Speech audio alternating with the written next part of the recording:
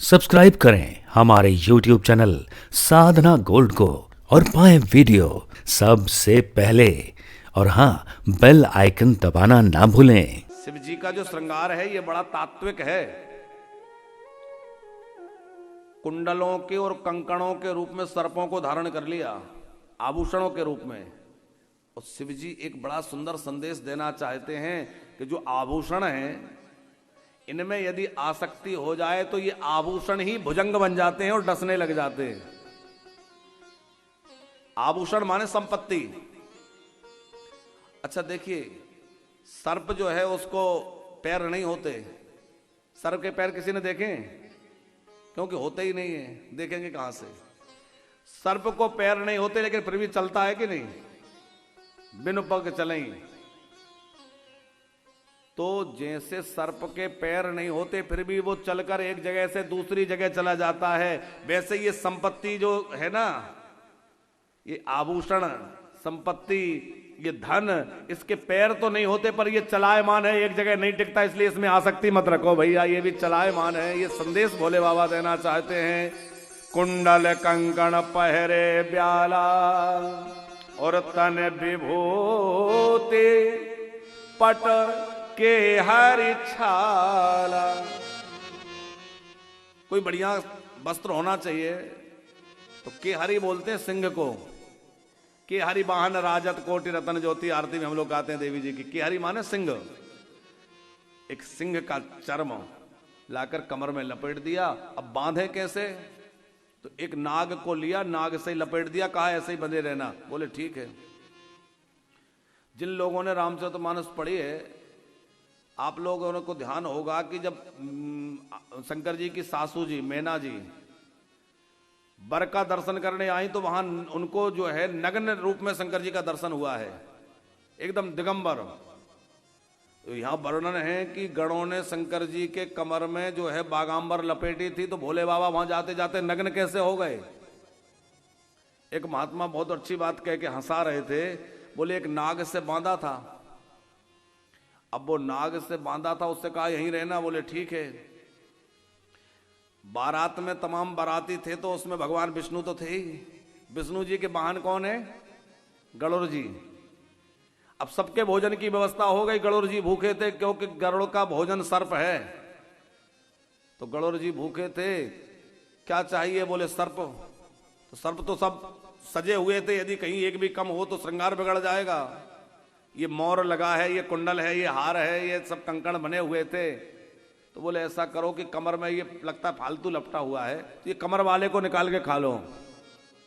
वो ध्यान नहीं दिया कि इससे बागांबर बंधा है, जो कमर में लपटा था उसी को उन्होंने ले लिया। कौन ने? गरुड़ जी ने। और जैसे ही गरुड़ जी ने उस सर्प को लिया तो कमर की बागांबर खुल के नीचे गिर गई और भोले बाबा जो है दिगंबर हो गए। हंसने के लिए है ये बात। बाकी वास्तविकता यह है कि भगवान शंकर ने जानबूझकर अपना विकट रूप दिखलाया था माता मैना को। बाद में बड़े सौम्य हो गए थे, बड़े सुंदर बन गए थे, लेकिन मैना रानी को डराने के लिए पहले जो है विकट रूप बनाया था। तो नग्न और बड़ा विचित्र रूप दिखाया माता को। भगवान शंकर का कैसा स्वरूप हो रहा है, सज रहे हैं कि कर त्रिशूल अरुडमरु विराजा और चले बसहो चढ़ी बाहनी बाजा।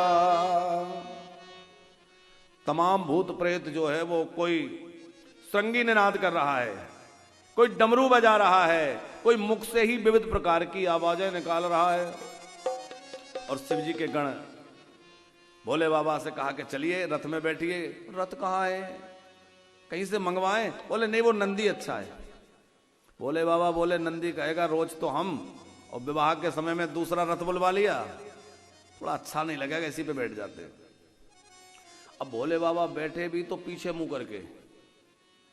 गणों ने कहा बाबा बहुत दूर जाना है, मुंह आगे कर लीजिए। भोले बाबा बोले चाहे जितनी दूर जाना हो, चलना तो नंदी को है, मुझे थोड़ा ही चलना है। मैं कहीं भी मुंह करूं पहुंच जाएंगे। पर भोले बाबा आप पीछे मुंह क्यों कर रहे हैं? बोले इसलिए कि मैं हूं दूल्हा, मुझे आगे आगे चलाओगे? बोले हाँ। पीछे पीछे बारात आ रही है? हाँ। बोले उसमें नारायण आ रहे हैं?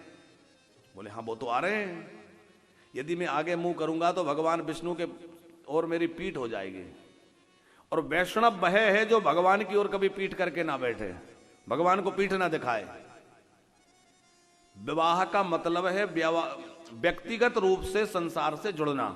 विवाह मतलब व्यक्तिगत रूप से संसार से जुड़ना।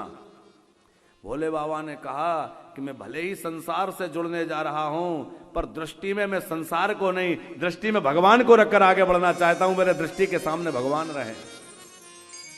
हम लोग भले ही संसार में प्रवृत्त होते हुए लगे, संसार में प्रवृत्त हों, लेकिन दृष्टि में भगवान रहें तो संसार में बसेंगे तो, पर संसार में फंसेंगे नहीं है?